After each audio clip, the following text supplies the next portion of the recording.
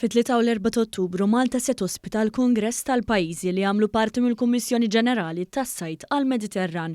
Waqt dan il-Kungress se jiġu diskussi s-suċċessi kif ukoll l-isfidi li qegħdin jaffaċċjaw is-sajjieda u l-operaturi fis-settur tal-akwakultura. Dan il-Kungress se jiġi organizzat flimkien mal-Organizzazzjoni tal-Ikel u l-Agrikoltura tan-Nazzjonijiet Uniti u l-Kummissjoni Ġenerali tas-Sajd għall-Mediterran.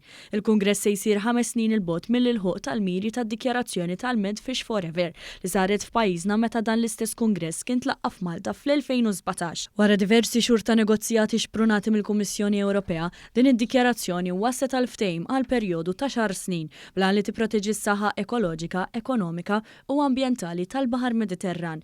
Il-Kungress se jiddiskuti s-suċċess ta' din il-ħidma kollaborattiva fuq numru ta' temi differenti, fosthom hemm it-tibdil tal-klima, l-immaniġġjar tal-ispeċijiet akwatiċi fil-Mediterran u l-protezzjoni tal-ambjent. Matul dawn l-aħħar 5 snin inħass il-bżonn li din id-dikjarazzjoni tiġi aġġornata biex tiddiskuti numru ta' żviluppi teknoloġiċi u politiċi ġodda.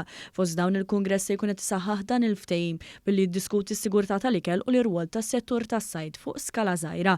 Segretarju Parlamentari għas-Sajd, l-Akwakultura u d-Drittijiet tal-Annimali Alicia Buġejja Sajd qalet li dan il-Kungress se jgħin biex jiġi assigurat li l-komunitajiet tas-sajd u l-akwakultura reġjonali jaddattaw u jsiru aktar sostenibbli kif ukoll reżiljenti. Temi differenti fosthom is-sostenibilità tal-ħut u kol is-sostenibilità tas-settur tas-sajd. Aħna bħala pajjiż inħarsu l-qudiem biex inkomplu niddiskutu dan is-settur tant importanti sabiex inkomplu anke nisħu fuq il-fatt li dan is-settur għandu bżonn ikomplu jirriġenera. Infatti wieħed anke mill-items li se jiġu diskussi waqt din il-konferenza hija r-riġenerazzjoni tas-setturi tas-sajd fuq il-livell tal-Mediterran.